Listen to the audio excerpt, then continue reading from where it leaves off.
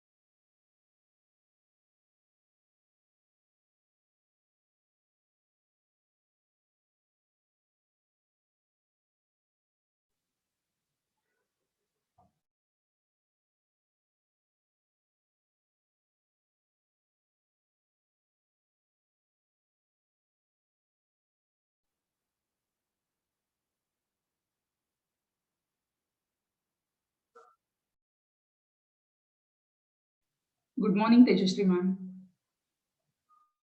Good morning. Good morning.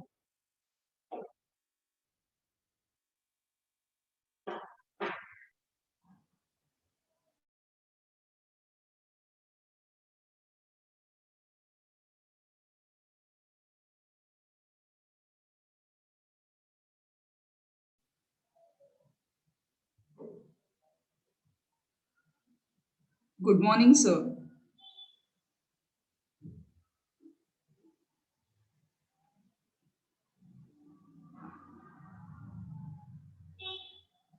So participants are joining in another 5-10 minutes, and then another 5 minutes. Then we'll begin around 11:35. We will begin.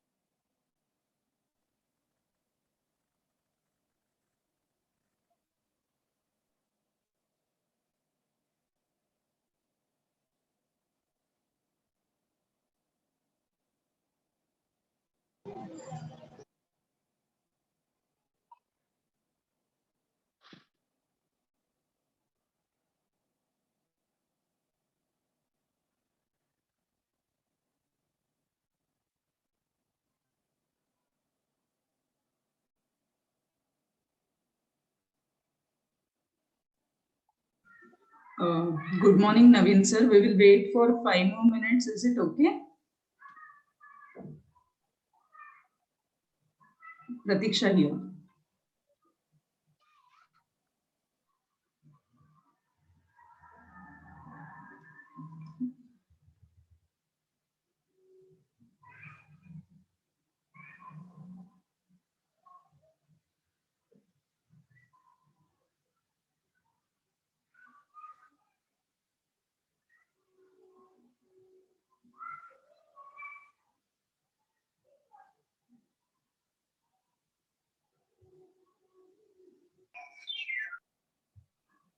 I'm sorry, I had some internet connectivity issues.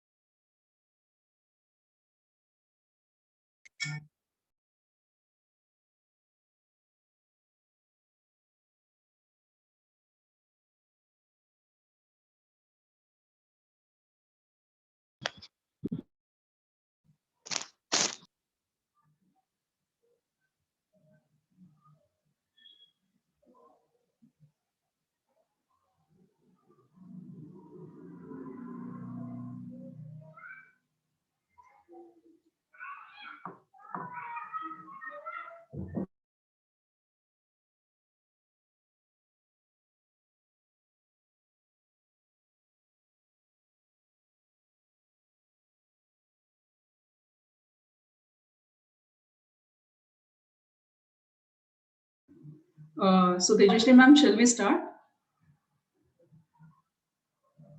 Yes, Pratiksha madam, yes. Yes. It's our, yeah. Okay. So good morning to each one of you present here on this virtual platform today. Now, today we are going to learn more about the clinical development of vaccines from the statistician's point of view. And so we have amongst us a lead statistician at GSK Vaccines, Belgium branch, Mr. Naveen Karkada. We also have with us our beloved Vice Principal, Dr. Tejashree Shanbag, who always supports all our activities, and she is also a source of encouragement and guidance for us. I request Tejashree ma'am to deliver the welcome address. Thank you, Pratiksha madam. It gives me an immense pleasure to be part of this webinar on clinical development of vaccine that's organized by the Department of Statistics under the aegis of STAR DBT status. Development of a vaccine is a systematic process. Many crucial steps are involved in the clinical development of the vaccine. Statistics at every stage plays an important role in decision making. Today, we are fortunate to have amongst us a lead statistician who has over 11 years of experience in the field of vaccine development. In this pandemic, we all are curious to know about the vaccine on COVID-19 coronavirus. Mr. Naveen Karkada is actively participating in the development of the COVID-19 vaccine. So I, on behalf of the principal and senior dean, Dr. Hemlata Bagla of KC College at HSNC University and the Department of Statistics, welcome you, Mr. Naveen, to deliver this talk. Thank you very much for accepting the invitation and being part and delivering your talk. Thank you so much. Thank you so much, Tejasri ma'am. It's my honor and privilege to introduce our today's speaker, Mr. Naveen Karkada, who is a, who is a clinical research professional with more than 11 years of experience in global vaccine trials. Currently, he is working as a lead statistician in GSK Vaccines. He has also worked as a biostatistician for more than 6 years on the analysis of key global projects. He has worked as a lead statistician for various vaccine developments like DTPA combination vaccine, rotavirus, hepatitis, cervical cancer vaccine, and many more. He has also presented several papers and posters in his area of expertise in many international and national conferences. Sir has also authored and co-authored many manuscripts. He also performs peer review of concept protocols of various projects, benefit risk analysis, probability of success of the clinical development plans. Sir is a recipient of various awards like GSK R&D Gold, Silver, as well as Bronze Award for his contribution in vaccine clinical trials. So we are very much fortunate today to have him with us. I will request Naveen sir to kindly deliver his address. Welcome, sir, and thank you so much for accepting our invitation. Over to you, sir.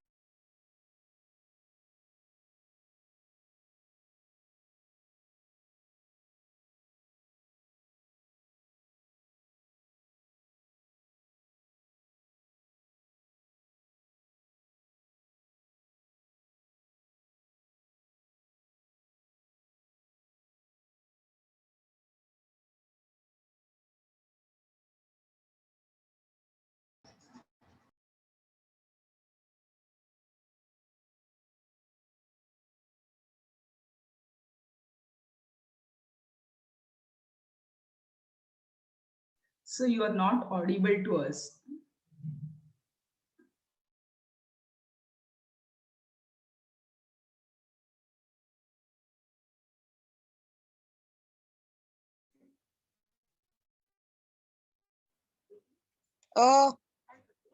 काय नाही.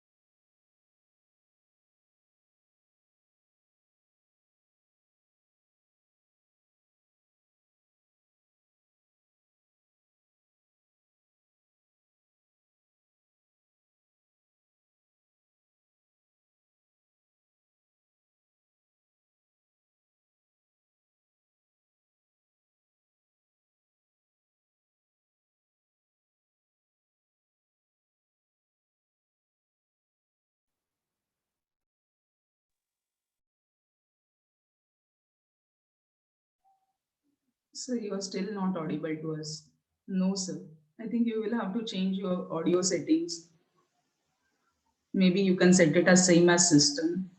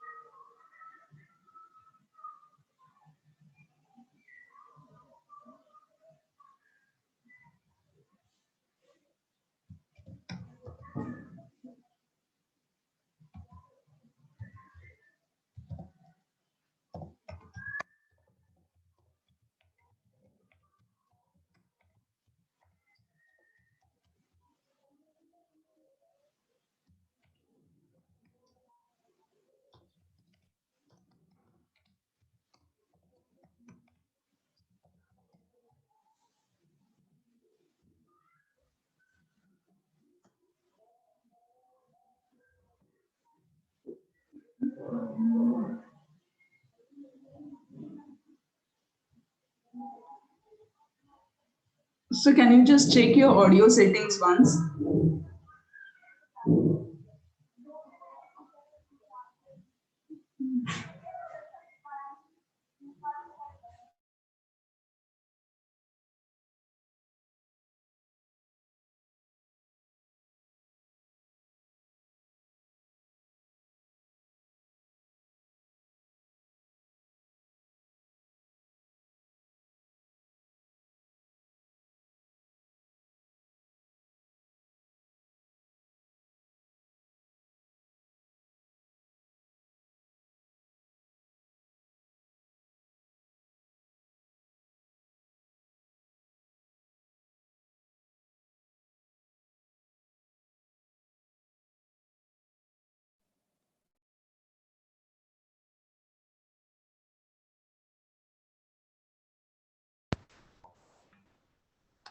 Hello. Yes, sir, you're audible now. Okay, I'm really sorry. I don't know what the issue was. No issues. Thank you so much. I'll try to share my screen. Okay. So can you see a presentation now? Yes, we can see. Yes, sir. Okay. Okay. Anyways, thanks a lot for this opportunity and also a very nice introduction, and apologies for all the technical issues. So as Pratiksha madam was saying, I'm Naveen Karkada. So this is my email, and if you want to reach me, you can email me on this email ID, or also on my LinkedIn page. You can contact me. So, like Madam was mentioning, I'm working as a lead statistician in GlaxoSmithKline Vaccines, and I'm based in Belgium. I was earlier working from our Bangalore. Hello. I was earlier working from our Bangalore R&D center, and now I'm in Belgium. So, as a disclaimer, yeah, I'm presenting this as my as a clinical research statistician and not as a employee of GSK vaccine. So all the opinions here are of my own. Okay. So in today's short presentation that we will have, I will try to go through some of the key elements of clinical research that are involved. I mean, in general about clinical research, and then we go to the specifics of vaccines. Now I know it's there. It's been there a lot in news about vaccines now because of the COVID pandemics and the development of vaccines that are taking place in several countries, and the speed in which it is taking place. So there's a lot of interest to know what goes behind development of a vaccine. So in today's talk, I'll try to share some of my experiences of developing a vaccine. And then in the last point, we have the landscape of COVID-19 vaccine development. This is just to give an introduction. And then we also have a lot of source of the links where you can go and read for yourself different things that are happening in the field of vaccine development of COVID-19 vaccines. Okay, so in the first part, which is concept of clinical research, We'll talk about clinical trials, what are clinical trials, why they are needed, and then what is clinical development. So clinical development is a bigger umbrella where you have several clinical trials, and the regulatory framework, because what we have to understand is clinical research or development of any drug or vaccines is a highly regulated environment where you have several regulatory agencies monitoring or what is being done and how the vaccines or the drugs are being developed.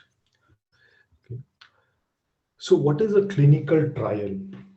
So a clinical trial is nothing but a study or an investigation in a human subject. That's it. So you have several human subject participants who are participating in a study to investigate whether a new drug or vaccine that we are developing, it has any clinical or any effect on the human beings, and also to identify if there are any adverse reactions to that product, be it vaccine or drug.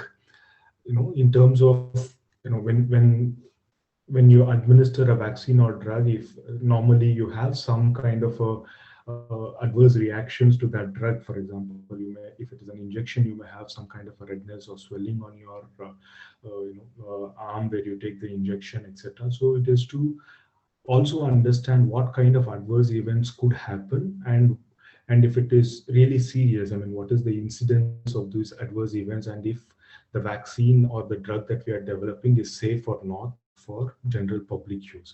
So to understand all these, we need to run a study or a clinical trial on human subjects. So basically, to understand if your vaccine or a drug is efficacious, meaning it is doing what it is intended to do in terms of curing the disease or protecting you from any disease, if it is a vaccine, and if it is in the process, if it is also causing some adverse events or adverse reactions, and how serious they are, and what is the incidence of such adverse events or adverse reactions, and if this vaccine or drug could be used in general public use. So that is the purpose of running a clinical trial, to understand these elements.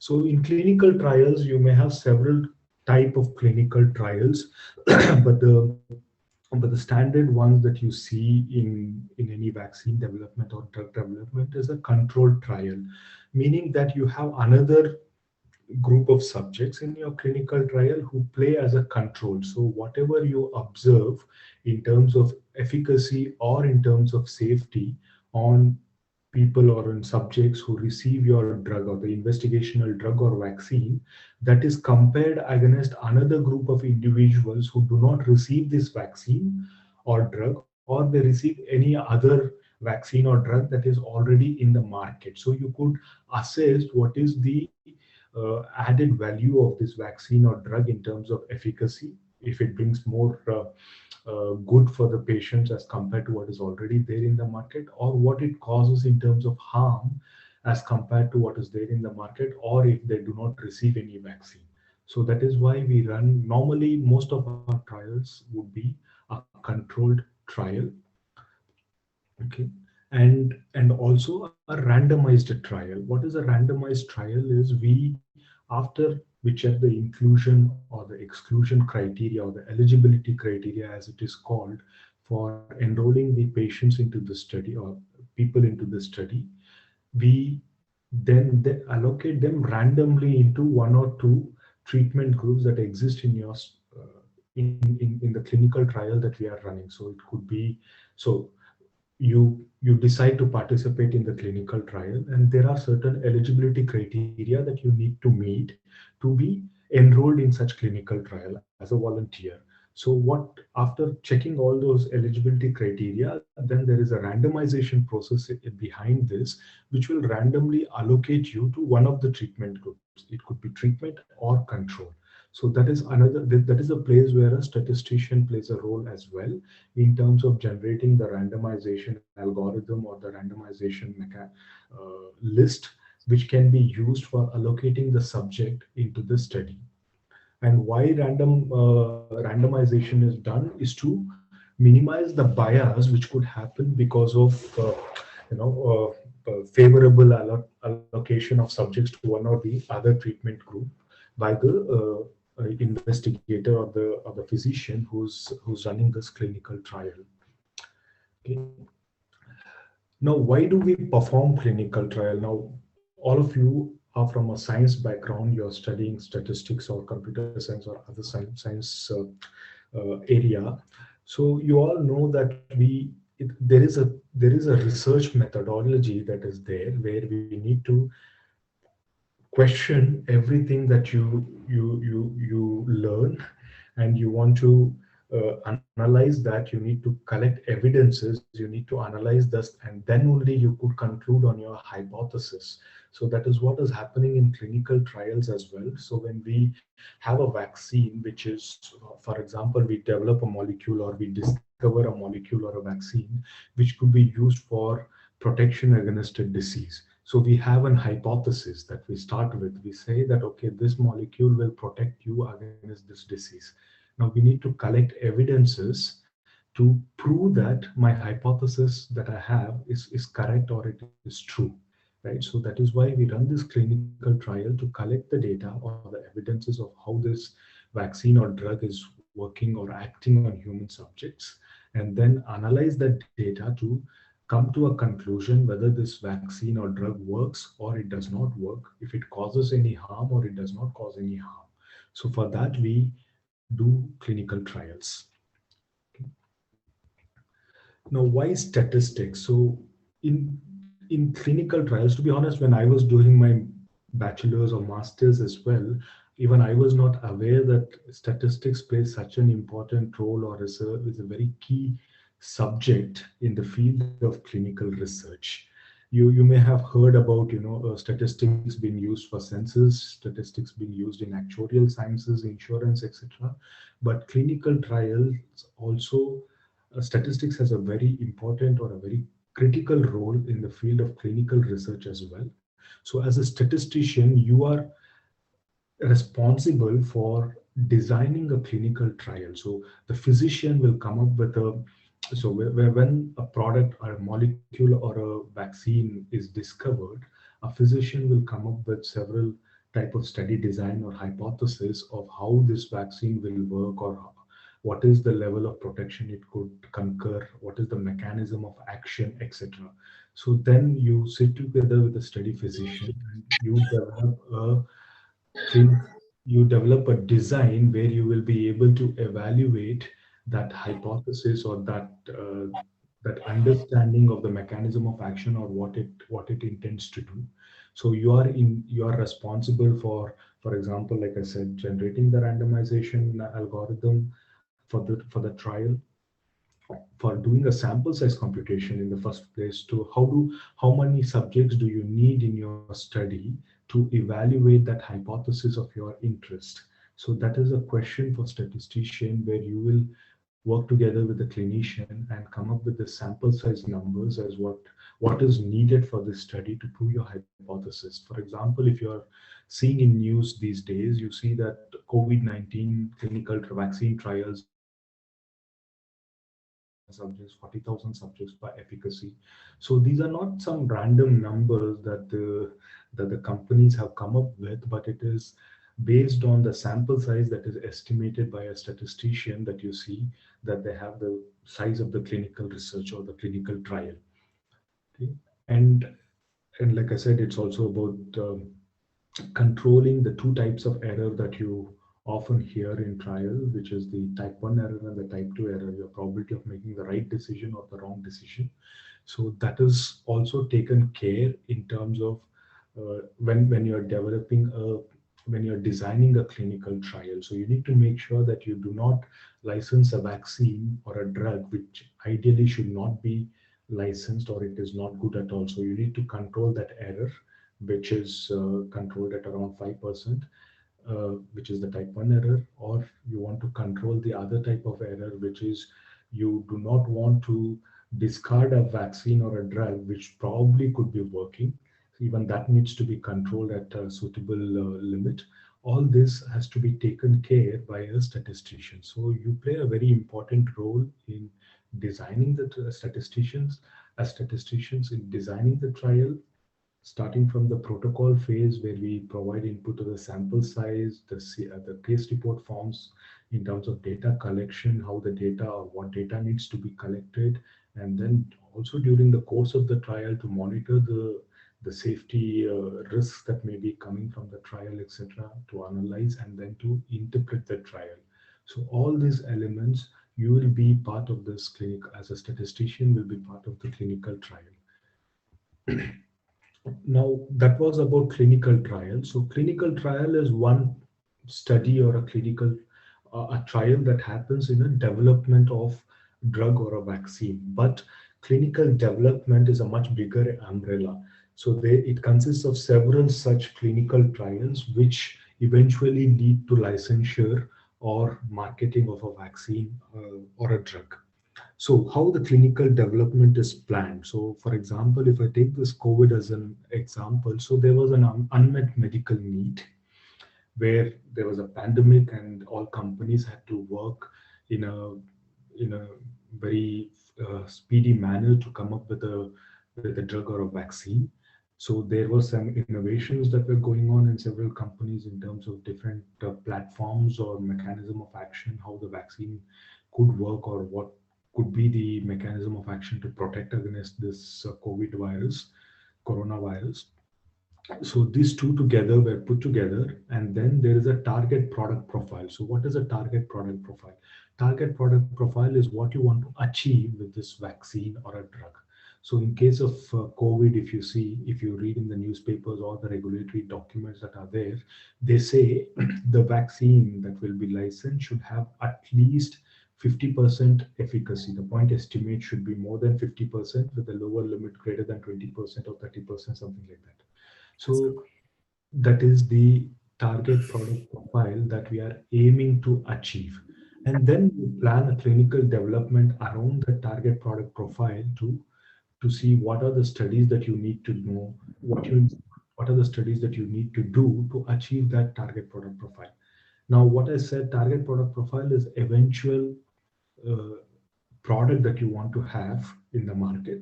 But to achieve that, you need to do several studies, and all those will have to be explained or described or should be part of your clinical development. So, like I said, clinical development is to establish efficacy and safety of a drug in human use. It involves several studies actually, to start with the safety or a dose range, and then the schedule that what could be administered. Like for example, now you read in the newspapers, it says the COVID vaccine that is administered from AstraZeneca Oxford is a 2-dose vaccine given 28 days apart or something like that. So that is a schedule that is also evaluated in a clinical trial to see, okay, what should be the interval between the first dose and the second dose to give you an optimal protection or a immunogenicity. So that is evaluated as part of the clinical development plan as well. Okay. So this is the process that I just explained. So we have a discovery of a new molecule, and then there are some, if it is to develop drug or vaccines also, it could be the same approach. So we have a new product which we will screen in our preclinical experiments to see if it is if it could provide the desired protection or immunogenicity that we are anticipating in our clinic. This will be evaluated in the preclinical experiment with mice, rabbits, monkeys or cows, etc. And then whichever is the model that would be appropriate for that disease. And then it comes into clinical development, and clinical development normally has 4 phases: phase 1, 2, 3, 4, and phase 1 to 3 is for licensure. So you need to do all 3 phases, or there are now adaptive ways of doing 3 phases together, or in 1 or 2 studies that you can do all the 3 phases. And once you generate the data, you submit for regulatory authorities, and depending on the feedback that you get from the regulatory authorities, the product will be licensed and marketed in the market where we want to sell the vaccines or drug. And then the regulators may still ask you to do some post-licensure commitment or a post-licensure studies to monitor the safety or the impact of this drug or vaccine is bringing on the general public. So that goes into our phase 4 part of the clinical development, which is called as post-marketing surveillance. Okay. So clinical development plan is actually a document. It's simply a document that maps out all these elements that I just described as how we will meet our target product profile and what are the things that we need to do to do to meet our target product profile. And so a good clinical development plan, it need to be it need to be balanced with respect to meet the patient needs, what are there, and the regulatory expectations, because regulatory agencies are there to monitor. They are the ones that are accountable for having licensed a drug or vaccines. They would be accountable for the licensure or the decisions that they take. So they have some expectation in terms of, for example, like I said, controlling your type 1 error or the type of designs that you do, the endpoints that are the objective that you want to evaluate, etc. And how do you optimize the benefit risk? So some vaccines or drugs, they may have some risks as well, but you have to look at it at this at a it, with a larger picture to say, okay, so there are some risks, but does the benefits of this drug or vaccine outweigh the risk? So we'll have to make that assessment, or the regulatory agencies will also have to make that assessment before they give an approval for a vaccine. So that is also needs to be considered in your development plan. And you need and it is also important that we plan a development uh, in a risk-based approach, meaning how do we de-risk the study at every phases is much important, because it's a huge investment that goes behind development of a drug. Important how to de-risk this development plan and to make sure that you don't fail at the last stage of your development, that is phase 3. Because once you have started a phase 3, it's a significant investment in terms of money and time that has gone behind this research. And if you were to fail at that stage, it's a huge setback in terms of the disease area itself, because we have to go back and rework on the vaccine construct or whatever and come up with a improvised version of the vaccine, and it again takes the same amount of time for you to do a phase 1, phase 2, phase 3, etc. So we need to plan it in such a way that we de-risk the study at every phase, so that when we come to our phase 3, the chance of success of the trial or the licensure is very high. And this is also a place where statistician plays a role in terms of assessing the risks of failure at each phases. So what we call as probability of success of the trial. So you have power of the trial, which is based on your assumptions on clinical effect. You compute the power of the trial, and then there is this probability of success, which considers also that uncertainty around the treatment effect. And then you have the probability of success of the trial.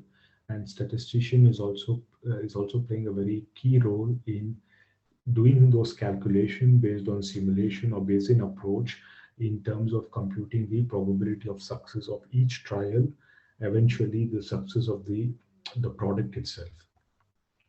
So like I was saying, there are normally 4 phases in clinical research. One is the phase 1, which is basically what we call as first time in human.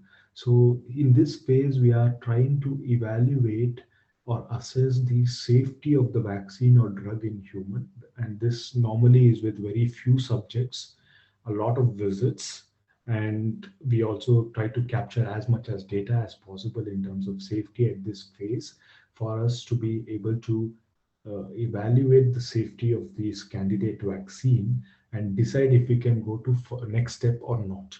And next step is normally what we call as proof of concept trial, meaning you generate some evidence of the efficacy of the vaccine working or the drug working in terms of the clinical effect, meaning in reduction of the disease or in terms of generation of antibodies in the blood, etc. So we try to assess that. Of course, this study is not powered like a phase 3 trial with such a huge sample size, but with this limited amount of subjects or patients whom we can have in this kind of a phase 2 trial, we try to generate efficacy data for us to be able to decide if we can go to phase 3 and expose larger number of subjects. Normally, phase 3 trials in vaccines are run with at least 3,000, 4,000 subjects if it's an efficacy trial. Or now, as you see for flu studies or COVID studies, it is with like 20,000, 25,000 subjects, etc.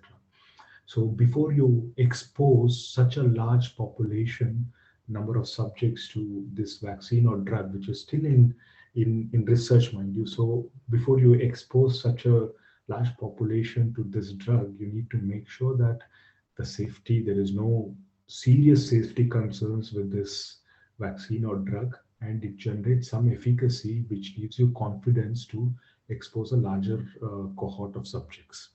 Okay. And then the last phase is what we call as the post-marketing surveillance, which is normally after the licensure of vaccine, regulatory agencies asks us to monitor the safety, for example, because having said your clinical development plan or the 3 trials that you would have done, phase 1, phase 2, phase 3, may maximum have around 25,000 subjects on whom you would have evaluated this. Right, so the regulatory agencies may ask you to run some post-marketing surveillance safety studies to monitor the safety after the vaccine is being licensed. Right, one example, for example, in India, when the Covaxin is licensed or is given an emergency use authorization, regulatory agency DGCA also asked Bharat Biotech to run it in a clinical trial mode, meaning everybody who will be vaccinated with Covaxin or Bharat Biotech will be considered as clinical trial participants to monitor the safety of the vaccine.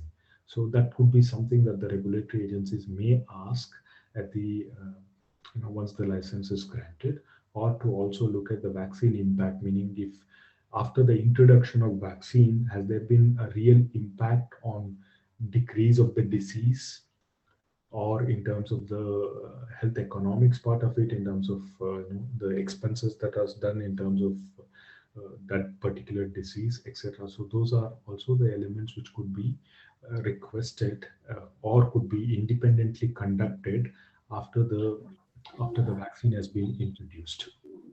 Okay. Now, clinical trial phases, just like I was saying, there are different phases, and it takes a lot of time in terms of research and licensure of vaccines. So it is important as a statistician for you to contribute to see how you can de-risk the failure or de-risk the study at every phases of clinical research. So here, as you see, this is a publication in Vaccines from 2011, and according to this, normal time for developing a vaccine is around 12 years. Starting from preclinical up to phase 3 or licensure is around 12 years, and the probability of success from preclinical to phase 3 of any vaccine is just 12%. So you have to multiply this 0.448, 0.74, 0.58, 0.9, or 61. So this together is only 12% probability of success of licensing a vaccine which is in preclinical at this stage. Okay. So as in the introduction, as it was explained, statistician plays a role throughout the trial. And what is a clinical trial? It involves several people who will contribute one or the other way in conducting this research. So you need to start with an approved protocol which will describe all elements of this trial design, meaning what you will do with the clinical trial, what data you generate, how it will be analyzed, which methodology you use, etc. All those will be described in the protocol. Then there is an investigator or a physician who will run this trial in hospitals or sites of where these trials would be run, and then we go to approval. So as you know, any clinical trial that you need to run or we have to run in any country, that needs to be approved by the health authorities of that country. Only then can you run a trial in any country. without the approval, we cannot do the clinical trials. So in India, it is the SEC, Subject Expert Committee, that will review and give approval for conducting a clinical trial in India. And then we start with the recruitment of the patients, collect the data for your safety, like if there is any adverse event that is reported after the vaccine or drug, etc. And blood samples that are collected at a pre-specified intervals of time. And then the data is entered or it and cleaned by a data management team who needs to clean the data or make data ready for you to analyze. And then the statistician will analyze the data, and then you have the clinical study report or the publications, peer-reviewed publications that are available, which will present the results of that study. And here the statistician is involved in the protocol preparation, and also during the conduct of the trial, in the sense like if there are any protocol deviations, or during the trial should there be any safety signal that may be in terms of incidence of adverse events. If you see there is a cluster of adverse events, or one of the adverse event is very high in incidence, etc. So you need to monitor that during the clinical trial phase, and of course during the analysis and the interpretation or preparation of the report, and also during the registration, because in the registration time, where it depends on different countries have different process of approving a vaccine. For example, in US, FDA does what they call for vaccines VRBPAC, where it's kind of the experts sit around the table, and the companies will have to go there and present their data or the outcome or the feedback outcome from their clinical trial, and that will be recorded or video broadcasted as well for everybody to see. The common public can log into FDA website and see how the discussions are happening. It's normally, depending on the vaccine, it could be for one full day, and they discuss every aspect of the development, starting from preclinical until the phase 3 data that is being provided to the authorities. They discuss every aspect and every key elements in terms of safety or efficacy. Everything is discussed. Whereas if US FDA is concerned, in other countries, it could be it will not be a face-to-face interaction. Maybe it will be an offline communication through briefing documents or question and answers that we receive from regulatory agencies. So, but there is a process, a systematic process that is followed before an approval is made. And if there are any questions related to statistical methodologies or the analysis or the outcomes or the design of the studies itself, your statistician will also play a role here in terms of interaction with the regulatory agencies. Now, like I said, it's a very, I've used this word regulatory authorities very often, and like I said, it's a very regulated environment. So there are several guidances that you need to follow, good clinical practice or other guidelines that are there from regulatory agencies like FDA, EMEA, PMDA. Even the Indian regulatory agency has their own guidance documents which needs to be followed, or expectations, we'll say. So that needs to be followed before we during the clinical research or clinical trial process. To you cannot use, for example, you need to use volunteers, or volunteers are enrolled in your clinical trials. We cannot use people who are, for example, in prison or captured during wars, or no, it is volunteers who are healthy, who give an informed consent to participate in the clinical trial.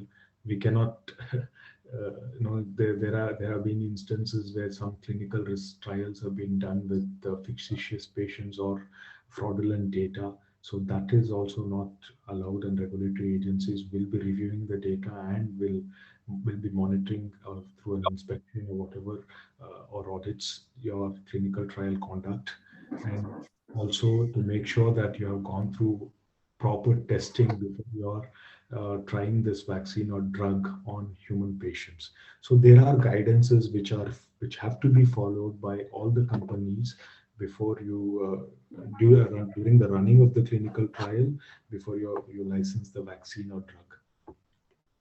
Yeah, so these are the guidances or guidelines that I was talking about. There are some standard operating procedures within the companies that we need to follow. Good clinical practice documents are there. ICH documents are there which needs to be followed as well. Informed consent will have to be taken. There is ethics committees that will be there who will review your materials or the study design and the study materials, and they need to give you an approval, etc. So to summarize, this whole process of clinical research or clinical development is a very highly regulated environment with regulatory agencies involved and several guidances or guidelines to be followed before while conducting the clinical trials in human subjects or even in the preclinical in animals. Okay. Yeah. So for a statistician, what would be interesting for you today is to look at this ICH E9.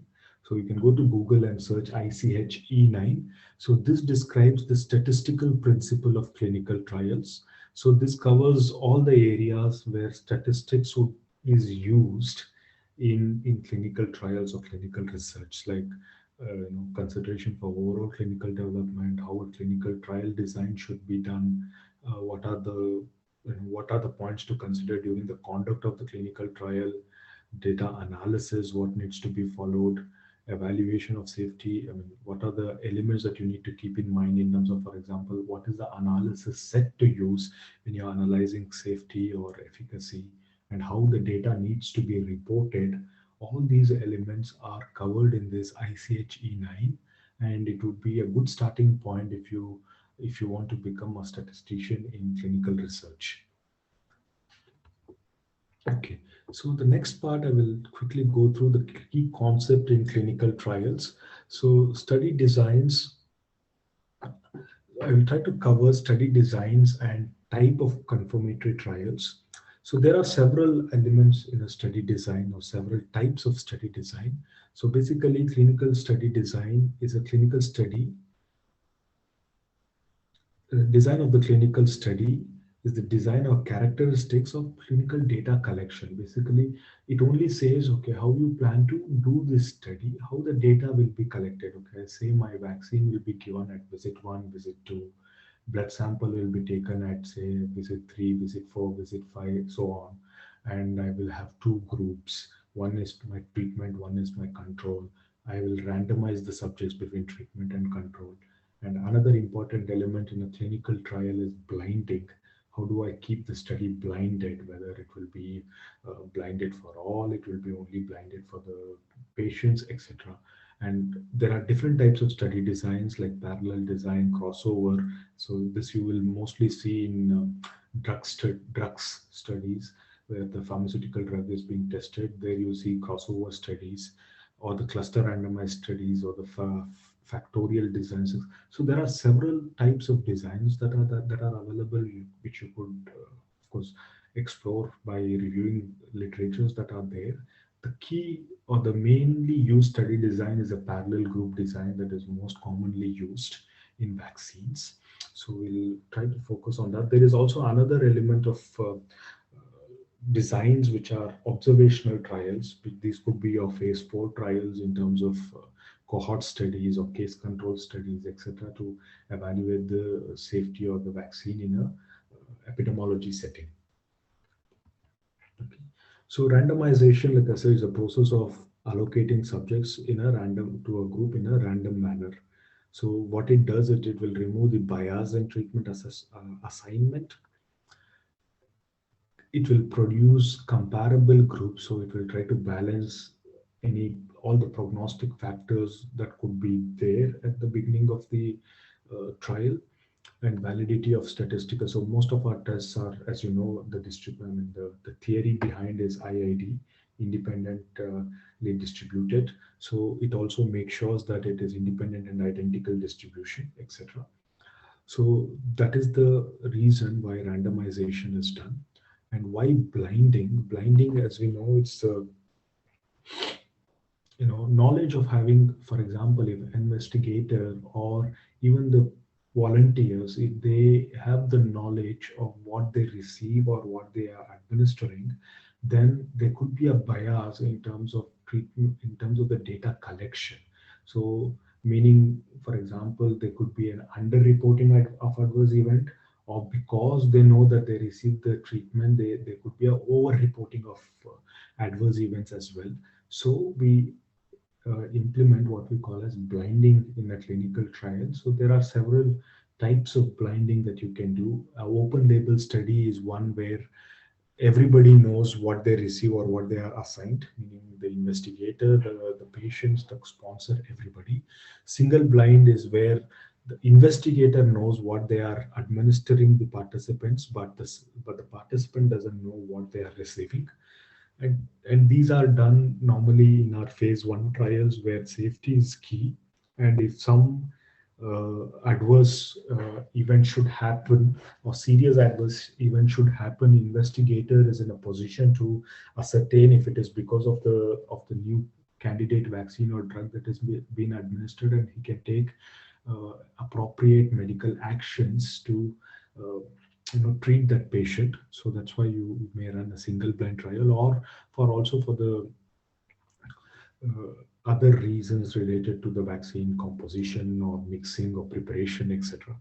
So to overcome the single blind, we could also do an observer blind study, meaning the person who's administering the vaccine or drug is aware of what they are administering, but the person who's assessing the safety or other elements of the data, they are not aware as which vaccine or drug is given to the subject. So there is one more person who will be there in the study who will administer the vaccine, on that is the responsibility of that person, and then the investigator or his team will only collect the data from the participants. Double blind is when everybody is blinded, let's say. So it's the investigator is blinded, patients are blinded, and the sponsors are also blinded on treatment allocation to the subjects. And it's a very key element to note in a clinical trial is randomization and blinding before you run a clinical trial.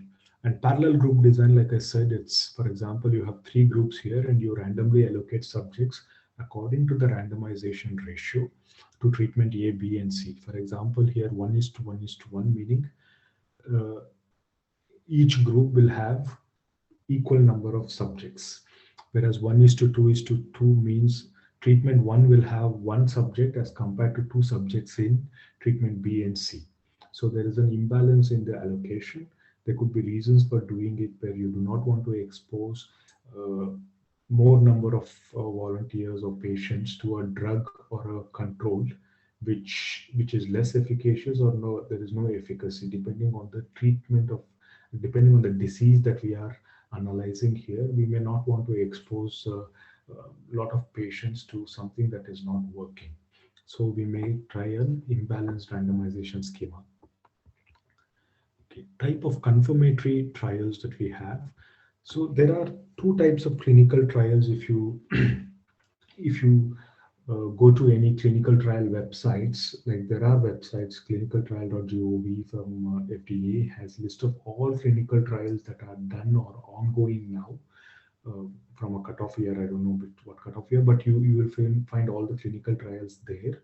So there, if you see, you may see some trials which are exploratory in nature and some trials which are confirmatory in nature. So exploratory meaning you are trying to understand, or it's the process of hypothesis generation. So you're trying to evaluate or assess whether there is there is efficacy or not, there is the vaccine is safe or not. So you're trying to evaluate or assess, whereas in the confirmatory phase you are demonstrating that it is efficacious, it is safe.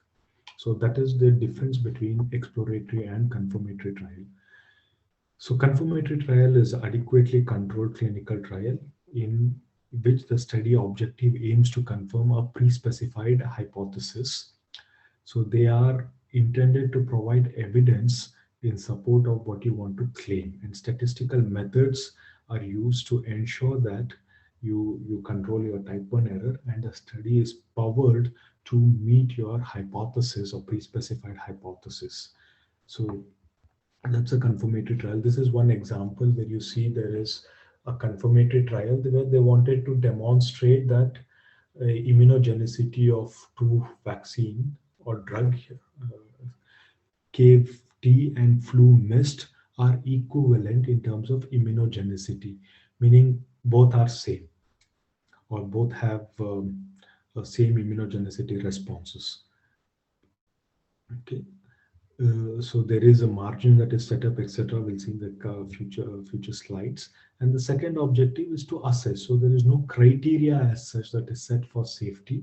We want to assess safety and tolerability of the vaccine, meaning to see, okay, to generate data to evaluate if the vaccine is safe or not. But we do not want to demonstrate like, okay, KFT is better as compared to flu mist in terms of safety or something like that. Okay. And exploratory is without an hypothesis to confirms, meaning that you do not have an hypothesis that you want to evaluate. You will take you will generate the data, you will analyze the data, and we may conduct our hypothesis in the next phases, but this will be used more for generation of the hypothesis. So here, for example, we have a study where the objective was to assess the immunogenicity of new vaccine in terms of antirotavirus seroconversion rate. So meaning we had, I don't know what was the sample size, maybe 100 or 200 subjects we enrolled. We generated the immunogenicity data to see if the vaccine generated some immunogenicity. There was no criteria as such to show this vaccine was better than the other control vaccine that is used in the study. Now, there are different types of clinical trials, which are, for example, a superiority trial, non-inferiority trial, or a equivalence trial. A superiority trial is simply we want to test whether treatment A is better than treatment B, meaning you have two vaccines which are, so there is already a vaccine which is in market and you are coming with a new vaccine and you want to show that your new vaccine is better than the existing vaccine. So you can run a superiority trial. Other trial is non-inferiority trial where the objective is to show that your new vaccine is not worse or not inferior to the vaccine that is already there in the market. So it is comparable to the vaccine that is there in the market. So, and equivalence is to show treatment A is equal to treatment B, meaning both the vaccines provide same immunogenicity or efficacy. So in terms of hypothesis testing, first two are one-sided test and the last one is a two-sided test because you have a bound at both the ends which you need to meet. Okay. Now this is an example of a superiority trial. So it's to show that this was a study to demonstrate superiority, first a non-inferiority and sequentially superiority of a vaccine, where we compare two HPV vaccines. One is a vaccine that is already there in the market, the other vaccine is a new vaccine that was being developed. And we wanted to show that the new vaccine is superior to the other vaccine. So what we did is we conducted the trial, and what we look at is if your 95% confidence interval for the trial of the study that you generate for this endpoint is greater than 1 because we are looking at the ratio of two means. So we look at the ratio and we wanted to show that the lower limit of that ratio was greater than 1. So to show the superiority, and here is a link to that publication which you can also read later. So if you look at the superiority analysis, the GMT ratio that was observed, GMT meaning geometric mean ratio, titer ratio. So that was observed for one of the endpoint is 2.74 with a lower limit of 1.83, clearly showing that it is superior to the control, which had 7,400, whereas the treatment has 20,000 units in terms of the geometric mean titers. Similarly for the other endpoint. So this is an example of a superiority trial. Basically, you're trying to show your vaccine is superior to the one that is already there in the market. Second trial is this non-inferiority trial. If you take the same example, here the objective is to show our vaccine is not worse than or it is not inferior to the one that is already there in the market. And what we do is we want to show with a margin of non-inferiority that would be acceptable to regulatory agencies. We wanted to show that our difference was less than twofold, or the seroconversion difference, the difference in proportions was less than 10% or 5% in this case. And we were able to show the non-inferiority. So here you have the link again, or you can, like I said, if you go to clinicaltrials.gov, which is a website which lists all clinical trials that are run for different disease areas or different companies in one place, and they have what they call as NCT numbers. So if you search by this number, you will get the full information of this study in terms of the objectives of the study. And if the study is completed, you also see the results of the study posted there. And that is also a requirement from a regulatory point of view, that all the results that are generated in the study be posted or made publicly available, so that anybody can go and see these results and understand the results. Of course, that's all available in clinical trials website. Okay, and some countries also have what they call as patient plain language summaries, meaning the data that we are looking at here, it may be a lot of jargons which are used from a technical point of view. So there are some guidances in some countries that these needs to be also presented in the form of plain languages, which summaries which can be understood even by somebody who's not a clinical research professional or who's not a scientist by training. So even such people can understand the results of the clinical trial or the design and what was done in the clinical trial. So if you search for plain language summaries, you will find some plain language summaries which will be very useful for you to understand the outcome or results of the trial. And equivalence is equivalence trial, or normally what we use in vaccine is called a lot-to-lot consistency, meaning, okay, we have done our phase 1, phase 2, we have also done our phase 3, we have shown our vaccine is safe and efficacious. Now regulators may approve, give license to market this vaccine. Now the question from the regulators would be that you will be manufacturing this in a very large scale. For example, the COVID vaccines, which are manufactured for crores of people, crores of doses are manufactured now. So the question from the regulators would be is, how do you make sure there is consistency in your manufacturing?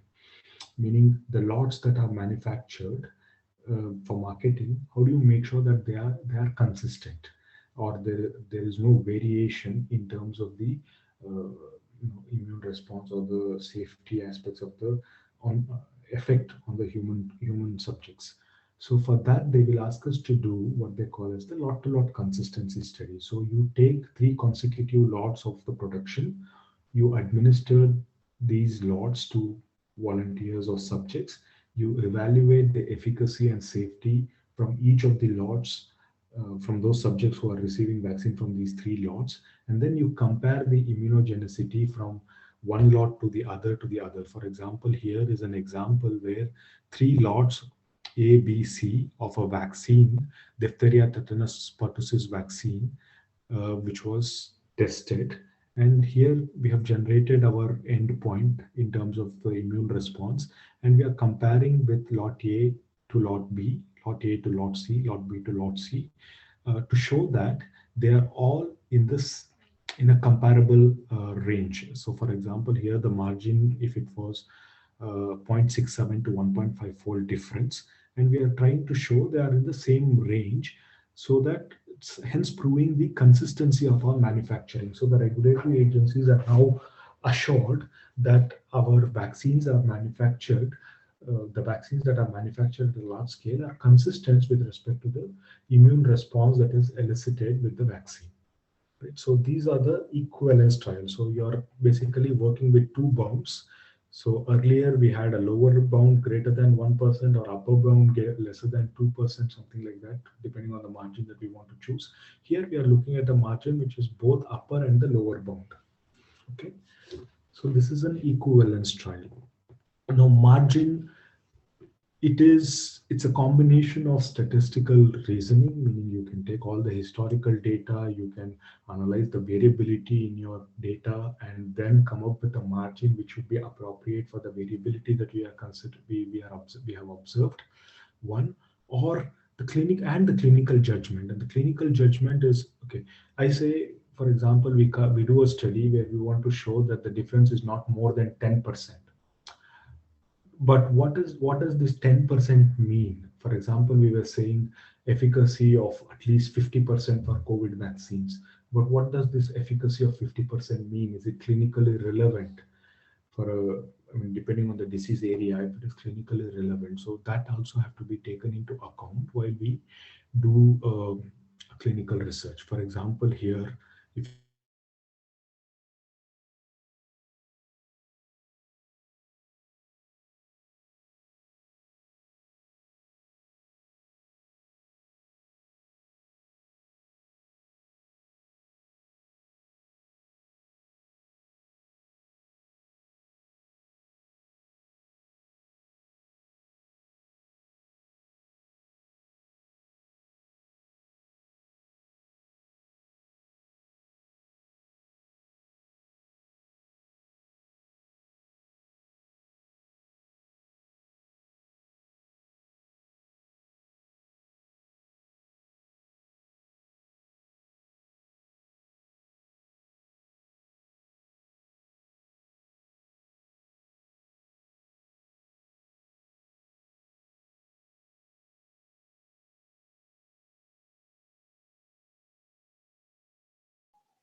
Is sir audible to you all? I think he lost his connection. No, ma'am. Wait. hello, Yes, sir. Yes, sir. hello. There was some issue with the connection. Yes. Okay. So then another key design or objective of a vaccine trial is what we call as vaccine efficacy. So what does vaccine efficacy mean? From a statistical point of view, it is 1 minus the relative risk. So you compute the relative risk, and 1 minus the relative risk is vaccine efficacy. But what does it mean is the reduction, percentage reduction of the disease that you will see in vaccinated group of people as compared to unvaccinated group. As you know, vaccine is given in healthy people. So with the objective to prevent that disease, that person getting infected or having that disease. Now, in this clinical trial, what we do is there is a group of patients who receive the vaccine, a group of patients who receive the control, which could be an active control or a placebo, meaning an unvaccinated group, let's say. And then we follow them up for several months or years to accumulate the data in terms of the cases that are happening related to that disease. So it could be an actual infection in terms of, say, for example, a COVID vaccine. We have a vaccine and we also have a control, which is a placebo, and we randomly allocate subjects into two groups. And after vaccination, subjects are followed for several months, and the data is collected with respect to incidence of COVID cases, to see how many cases were there in the control group and how many cases were there in the treatment group. And then if you look at the 1 minus of the relative risk, you know what is the reduction that has happened in with the vaccination, that is in the vaccinated group as compared to the control group, which is unvaccinated, right? And this is a huge clinical trial depending on the incidence rate of that disease. For example, if it is a very rare event or very low incidence, you may have clinical trials which are like 10,000, 20,000, etc. Or you may, I mean, depending on what you want to prove also. For example, if you want to prove a lower limit of greater than 50%, you need to have a very high sample size to get that precision around the confidence interval. So all these elements will have to be considered while we design an efficacy trial, vaccine efficacy trial, and it's also very key for licensure. All new vaccines, at least, they expect that there is a vaccine efficacy trial where you have a proven efficacy. Now, for some of the diseases or some of the infections, you may have a surrogate, or you may have what we call as correlate of protection, meaning we take the blood sample from the participants and you measure the antibodies in the blood.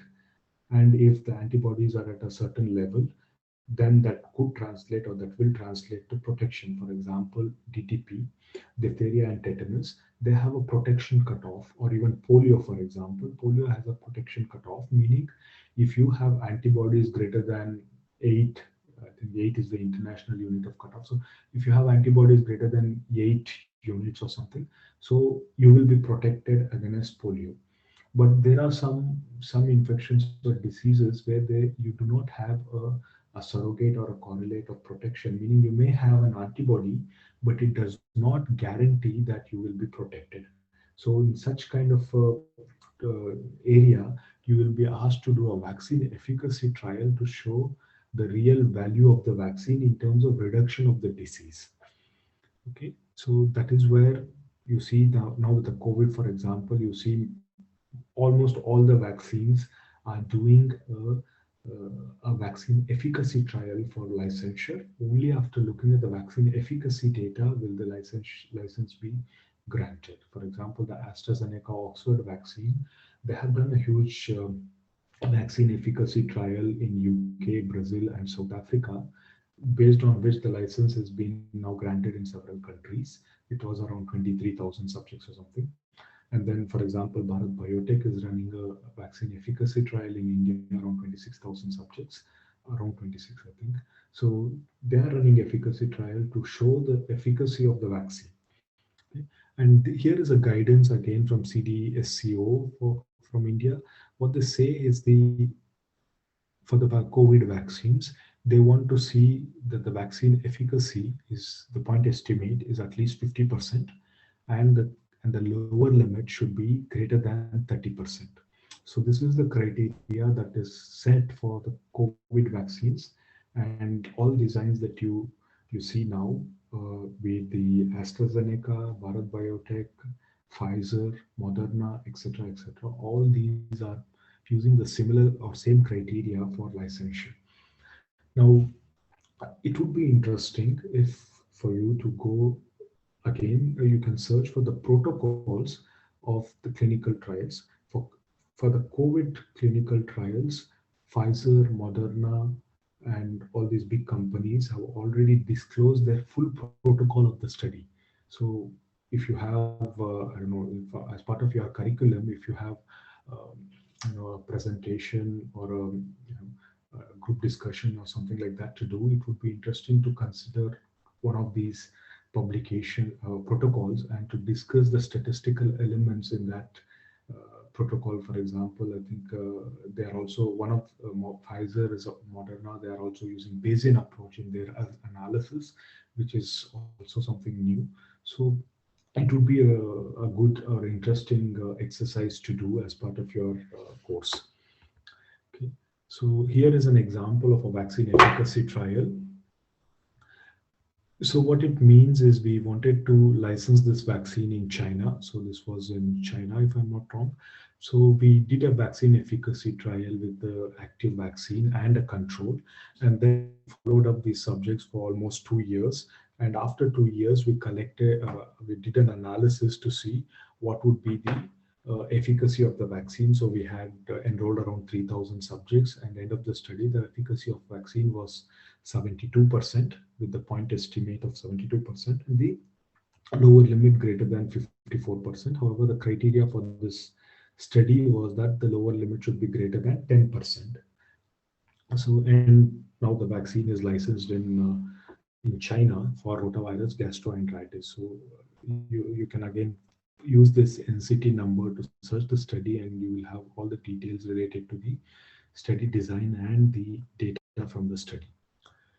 Okay, I'll quickly go through the landscape of COVID trials before we conclude. So clinical development, as you see, there are several vaccines which are in clinical development for COVID-19. So there are 56 of them which are in clinical development and 166 in preclinical. And this is an extract, if I'm not wrong, from December last year. So there could be new vaccines, or some of them may have failed in this list, so it could have decreased also. But you can find this information on WHO website. If you go to landscape of COVID-19 vaccines, you will see a list of vaccines that are under development in different countries and different platforms that are used for developing these vaccines, etc. All this information is there in WHO website. So to summarize, there are more than 200 vaccines which are there in development and could be licensed sooner or later for COVID-19. So if you consider the probability of success of 12%, so at least 12% of these vaccines could be licensed in the near future. Right? So when you come to vaccines in India, for example, you have Covaxin, which is developed by Bharat Biotech, and now I think there is a emergency use authorization that is granted to Bharat Biotech vaccines in a clinical trial mode. So they are still running their phase 3 trial with almost 25,800 subjects, and they want to see at least 130 cases for them to meet the criteria that is set by the authorities. And they have completed their phase 1 and phase 2 trials, safety and immunogenicity data. I could not find I think for phase 1, there is already some publication for phase 1 or preclinical, but I could not find the detailed data for this clinical trial. But here are some of the links where you will see some data or the information about the studies that are there. So like I said, this being a regulated environment, transparency is key.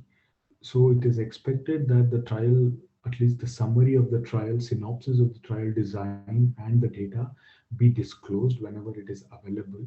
So every country has a clinical trial register, and in India also has a clinical trial register. If you go to ctri.nic.in, where you will see the list of all clinical trials that are being run in India, and then there are search options where you can search trials based on the disease area where on which the trials are being run, or the sites where the trials are being run, etc. So this is Covaxin, which is now licensed for emergency use. Covishield, which is a vaccine that is co-developed by AstraZeneca, Oxford, and in India it is by Serum Institute. And this is used, so they have also got the licensure for emergency use authorization. And Covishield, they did not run a full efficacy trial in India, but they ran a full efficacy trial in UK, Brazil, South Africa, a multi-country trial, and that data was used. And they ran a small trial in India to bridge in terms of immunogenicity between their large efficacy trial and the India trial to show both trial generated similar immunogenicity or immune response. And based on that, the licensure probably was granted to Covishield. Okay. Zyvkov is another vaccine which is in development now by Zydus Cadila, based in Gujarat. I think they have their phase 1 data that is available now, and they have planned to do their phase 1/2 data, which is a study which is ongoing with around 1,000 subjects. They still have to start their phase 3 trial, so sooner or later this vaccine also will be licensed in India. And Sputnik is the vaccine that is being developed by Russia, and it is licensed in some of the countries and also marketed. In India, this vaccine is not yet licensed. Dr. Reddy's are doing clinical research with this vaccine in India, and they also use the same approach as the AstraZeneca COVID vaccine. That is, in India, they are running an immunogenicity trial to bridge with the efficacy trial that was done elsewhere. So Sputnik, they have done an efficacy trial with around 23,000 subjects, and Sputnik vaccine has shown an efficacy of around 91%. So in India, they will probably run this immunogenicity trial and bridge the two trial, and then get the approval to market Sputnik. Biologicals E is another company which is doing the vaccine development in India. They have done their phase 1 trial. The phase 2 is ongoing with around 360 subjects. It's a phase 1, phase 2 seamless trial. So phase 1 part is completed and phase 2 is ongoing. And then I could not find the information on the phase 3 design that they want to run, but probably the idea is to use an active control, meaning either Covishield or Covaxin, and to compare the immunogenicity between the two vaccines and show that the immunogenicity is not inferior. as is the requirement from CDSO to show not inferior by more than 10%. Right, so that could be the strategy, but I could not find the phase 3 trials yet, design yet. So these are the vaccines which are currently in development in India. So some of them are in collaboration with the global companies like Sputnik and AstraZeneca COVID that Reddy and Dr. Reddy's and Serum Institute are doing. Some of them are in-house, some of them are indigenous vaccines which are developed. Research R&D is happening in India, like the Biologicals E, Bharat Biotech, Zydus Cadila, COVID vaccines, etc. So there are quite a few vaccines in pipeline, and it also makes, and it's also a require. It will also be required, given that we'll have to vaccinate around 1.3 billion population, or only if it is adults, around 90 crore adults will have to be vaccinated with this 1 dose or 2 dose of the vaccine. So you will need more than one vaccine to be licensed so that you can vaccinate all the population. And with all these mutations and different strains that are emerging every day, some of the vaccines may not work against all the mutations. So to be prepared, you also need vaccines which could work against all the mutations, like the ones that are being developed by Bharat Biotech or Biologicals, or even Zydus Cadila may work on different mutations of the vaccines. But some may not work on the different mutations of the vaccine. So considering all these elements, I think we will need more than one vaccine licensed and marketed or administered to meet the demand and also the varying mutations of the virus itself. So there are some lot of vaccines which are there in the last phase 3 of the development. Some of them have completed very recently, like the Johnson and Johnson, Janssen Pharmaceuticals, Novavax. They have completed their phase 3 already, and they have submitted the data for approval in European authorities, with the European authorities or FDA. For them to market in India, they'll have to run a trial in India to bridge with their global efficacy data, and only then can they market the vaccine in India according to the guidance that is there in by the regulatory authorities of India, that any vaccine that will be marketed in India, either they will have to do a full development in India, or if there is a multi-country development that is happening, they will have to do a study in India to bridge the data that is generated in India with the data that would be generated globally. Okay. Now, here are some of the results that could be interesting. One is coming from the AstraZeneca vaccine, which was the efficacy trial that was run in Brazil, South Africa, and UK. This is published in New England Journal, if I'm not wrong. So you may go search for this paper, efficacy study, AstraZeneca COVID vaccine. You will find this peer-reviewed paper which is explaining the study design that was done, the study design, the data that was generated, and the analysis part, what methodology was used and what is the outcome of the trial. For example, here, if you see, they had around 24,000 subjects enrolled in this study in Brazil, South Africa, and UK. Here there are some data from the safety part of it. If you see, in terms of the incidence of serious adverse event, it is 0.7 in the treatment group as compared to 0.8 in the control group, which are more or less similar. And if there are any adverse events of special interest, there could be some adverse events which could be considered of special interest. Even those there is no increased risk of having those adverse events with the vaccine as compared to the unvaccinated. So that's what this table is more or less saying. And here is the efficacy data from the vaccine. The efficacy data of the vaccine has an efficacy of around 70%, with the lower limit greater than 54%. So this meets the criteria that is said that the vaccine efficacy should be at least 50% and the lower limit should be greater than 30%. And hence this vaccine was licensed in India and in other countries like in UK and other countries as well. And then the next one is the Pfizer BioNTech vaccine, which is also being marketed in various parts of the world, mainly in Europe and US. In India, I don't think they obtained, they did not get the approval because there was no study in India that was done for the approval to be granted.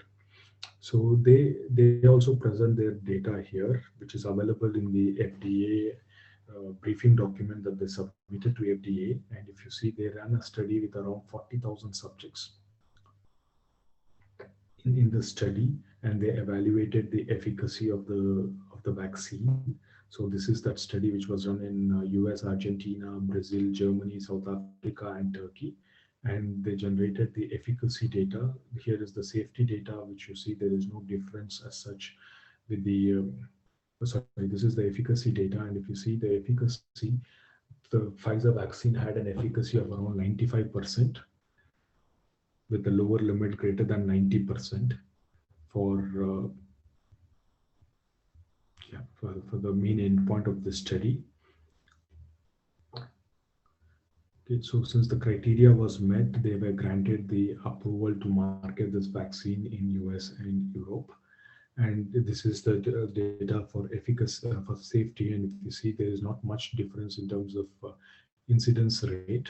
Solicited adverse events are slightly higher in the Pfizer vaccine. That was also noted in the WORPAC meeting, or the meeting that FDA held to discuss the data. They also noted that there was a high incidence of adverse events, solicited adverse events.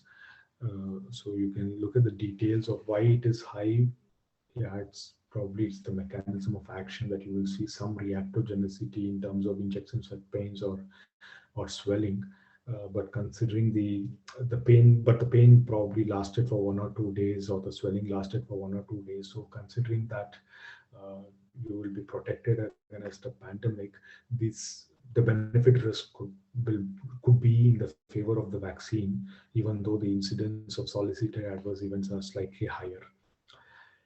Okay, so this is the WORPAC meeting that I was talking about. So end of the meeting, so this is the Vaccines and Related Biological Product Advisory Committee meeting that normally is held by US FDA before granting approval to any of the vaccines. So it's a group of experts who will discuss the results of this development of the study, if it's a particular study of the study. And at the end of the meeting, they vote if this vaccine should be licensed, or should be given an authorization or not. And in Pfizer's case, 17 people voted in favor of the vaccine. That is 77% of them voted in favor of the vaccine, whereas 18% voted in favor of against the vaccine. So the question was, if the vaccine outweighs its risk to use in individuals 16 years or older. 77% were in favor of granting the approval, 18% were not in favor, and 1% abstained from the voting. Similarly, here is the Moderna vaccine. Moderna also did an efficacy trial with around 30,000 subjects, and they have their efficacy data. And this study took place only in US, and they have an efficacy of around 94% with the lower limit greater than 86%, which meets the criteria that the point estimate should be greater than 50% and the lower limit greater than 10%, and hence the approval was granted for this vaccine as well. And here again, in terms of incidence, there is slight imbalance in terms of solicited adverse event, but that's something that could be expected when you are giving a vaccine. There will be some reactogenicity, but if it is not lasting for a longer time, or it is not life-threatening, we evaluate the benefit risk of the vaccine, and hence the approval was granted. And in this case, if you see the WORPAC outcome, 95% of the experts, that is 20 out of 21 experts, voted in favor of the vaccine, and 1% abstained from voting. So this was the verdict, or this is how the approval was granted for Moderna to be used in US. Now, there are several materials that are available online.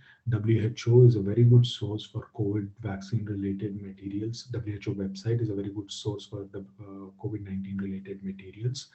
So they have what they call, there are some innovations are also happening in terms of how we conduct our clinical research. For example, they have what they call the solidarity trial, where any new drug can participate in the trial at any time.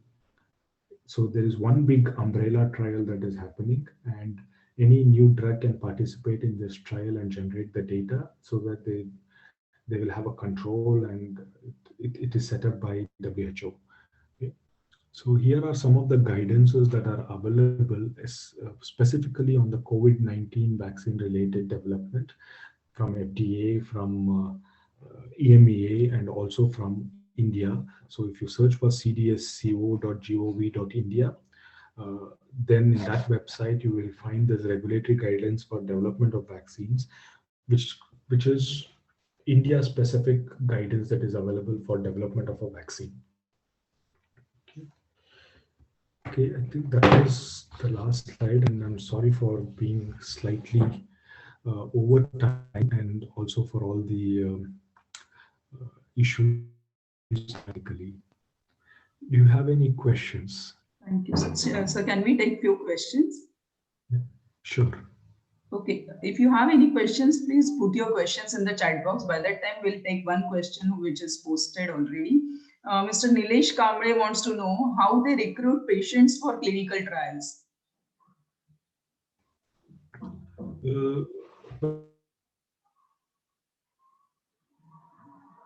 Hospitals, they have their patient population.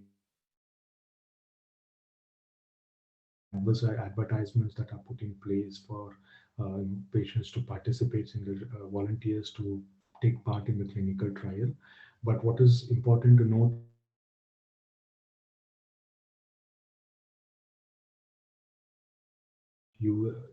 any volunteer will be explained of what is happening in the clinical trial, what are the benefits, what are the risks of participating in the clinical trial, etc. And then its subject is enrolled.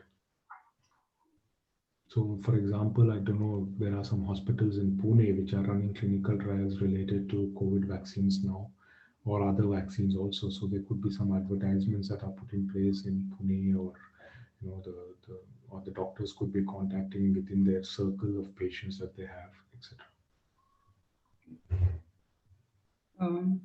So any other questions?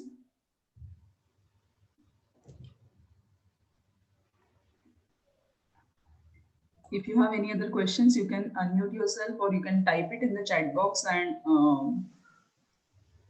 or if you have any more questions, sir has shared his email ID. Sir, will you share your presentation with us, because it will be very useful for our students and as well as for us. So yeah, if sure. you can. Okay, yeah, sure. I will send it to you after the call. So if there are any more questions, we can mail it to sir and we can get answers from him. So Asha ma'am, would you like to say something?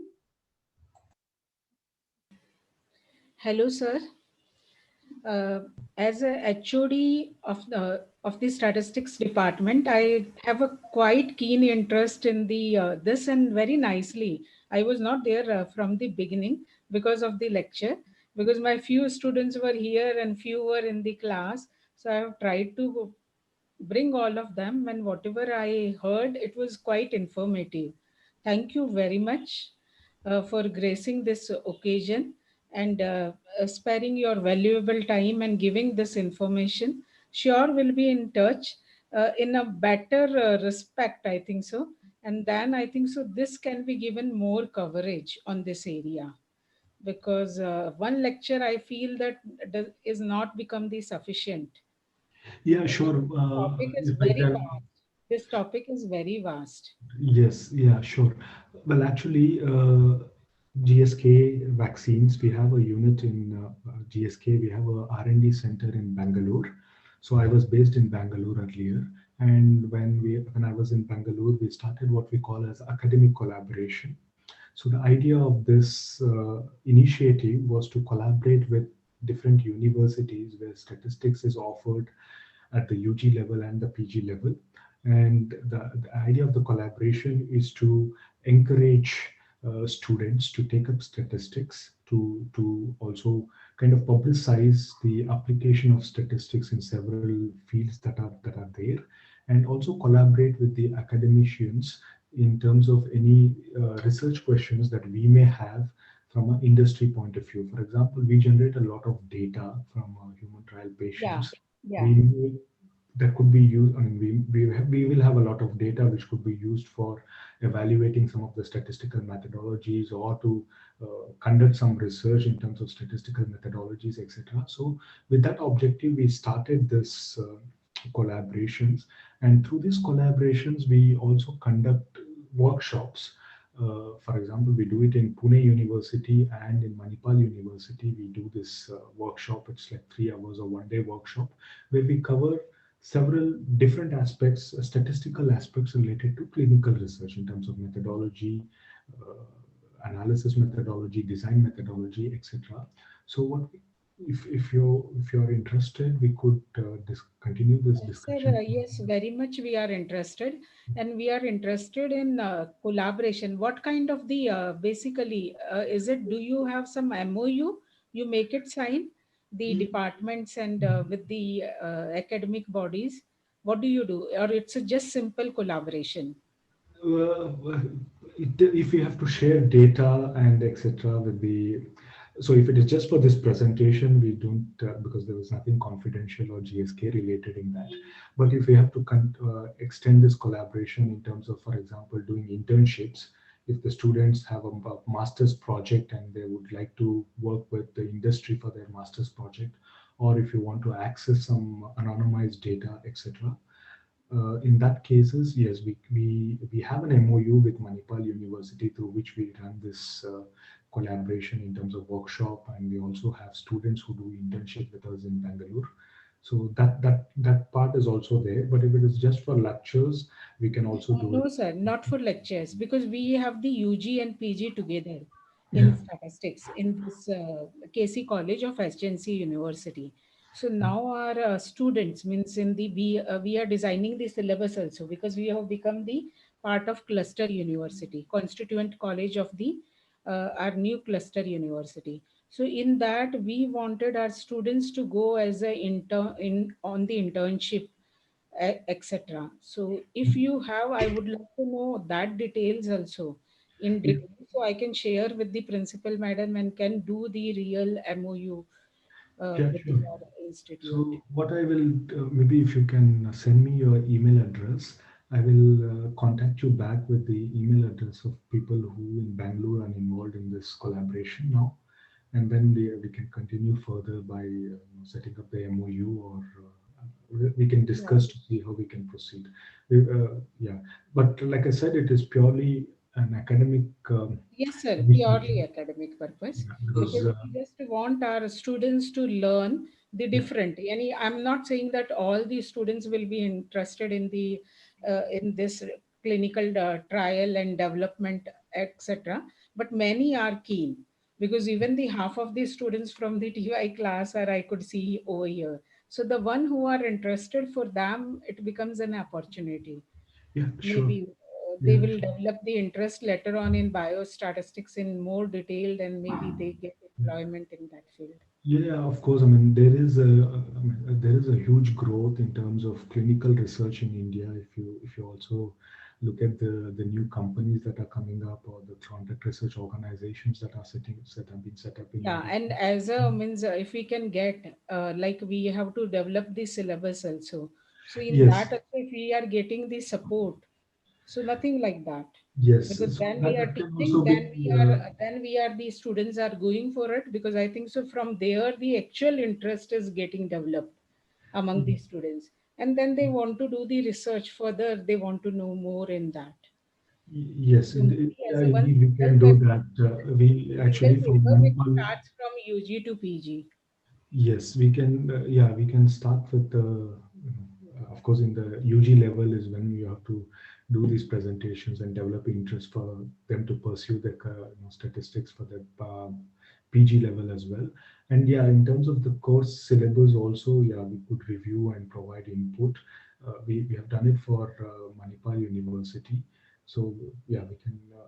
we can discuss this further. If you send me your email, I will try to set Yes, up a sir. call Just with. now in the chat box, I'm giving my email address. Okay. Yeah. Thank you. Thank you very much, sir. Thank you. Asha ma'am, shall we proceed? Yeah, yeah. Okay. So I think if you students, if you have any queries or questions, you can write it to Naveen sir. He will share the presentation with us, or else you can write it to me. We can forward all the questions together to sir and get the answers in one mail maybe. Okay. So it is my proud privilege to propose the formal vote of thanks today. So, on behalf of HSNC University's KC College Department of Statistics, myself Pratiksha Kadam, propose the vote of thanks for today's webinar. The special thanks to today's speaker, Mr. Naveen Kalkada, who has taken out his valuable time from his busy schedule, and we can understand the schedule of sir in these days, where everybody is very much eager to know about the vaccine, and still he has taken out his valuable time and accepted our invitation, and he has guided our students and teachers on the journey of vaccine development and the detailed journey of vaccine development, along with some protocols as well as some guidelines and many good resources which might be useful for further research sir has shared with us. Thank you so much, sir, for all this information, and we will be very happy to collaborate with you, and we will be very happy to have many more programs and collaborations with you all. Thank you so much. I would also Thank you like to very much, thank. sir. Thank you very much, sir. And even I have shared my mobile number as well as my email address to you. And as and when I will receive the response, I will get back to you. Yeah, sure. Thanks a lot for this opportunity. I will get back to Yeah, you. we want to, because we have next year we want to make the syllabus of the MSc part 2 and then the BSc and all. So I wanted a paper, a detailed paper should be there on biostatistics, Yeah, and in sure. that particularly or in clinical trial. Yeah, So I we will. want, I will get back to you after discussing with my colleagues in Bangalore, maybe by end of this week, latest. Uh, that is this Thursday or Friday. I will get back to you on this. And yeah. thanks a lot for giving this opportunity also. And just as a So no, we finishing, are we are obliged, please. yeah, It's an just opportunity for us, and I'm thankful to Pratiksha too for giving us that. Means she is going, though she is a mathematician, but despite she has taken a keen interest in statistics and our development, I should say that yeah, it's thank you. not individual in our development with respect to subject. Yeah. Thank you. Thank And you so much, just ma'am. before we finish, just one point that I wanted to share with the students also, because like I said, all these materials are available online. So some of the companies have also made efforts to disclose even their protocols. It's the first time that the full protocol of a study is being disclosed and it's available online for general public. So like I said, so as a scientist, you need to have that curiosity to question and find answers. And there are several materials that are available. So just go online, like all the links that I said, and try to find materials or understand things, literature by yourself. Or you could form your own group in the class and try to discuss this. It will be very useful and help you in gaining more knowledge in that, and also will be useful in fighting this fake news that will be going around related to the disease or the vaccines, etc. As a scientist, you understand the science better than the common people, I would say. So try to make use of the resources that are available to best of your advantage. Yes, thank you so much for your great advice, sir, as well as the way very systematically you have explained them each and every procedure. And I think many people are now interested in research as well, and will surely get back to you. So I would also like to thank our dearest principal ma'am, who is always supportive and who is always ready to learn. But because of her busy schedule, she couldn't join us today. But she has her blessings are always there with us. So a big thank you to our dearest principal ma'am, Dr. Hemlata Bagla, who is Senior Dean of Faculty of Science and Technology, HSNC University as well. My special thanks to our vice principals who are always there to guide us, who are always there to support us. And one of the vice principal also graced this occasion by welcoming our participants and our guests for the day. My special thanks to them, Mr. Smarajit Badhi, Mr. M.N. Justine, Dr. Shalini Sinha, and Dr. Tejasri Shanbhag. Also, I would like to thank my departmental colleagues my department is headed by Dr. Asha Jindal, and my colleagues Dr. Murray, Shailaja Rane, Anjali, Suraj, and Priyanka. Also, I would like to welcome and thank my mathematician friend, Miss Mrunal Hardikar from Mathematics Department, who also joined us for this particular webinar. And last but not the least, all dear students who have joined this webinar and made this webinar a great success. Thank you so much. Naveen sir, thank you so much for accepting our invitation, and we'll be very happy to connect with you again in near future and for many more opportunities. Thank you so much. Thank you. Bye. Have a nice day. Have a nice day. Stay safe. Sir, have a nice day. Thank Thanks you. a lot. Thank you all. Asha ma'am, can I end the meeting?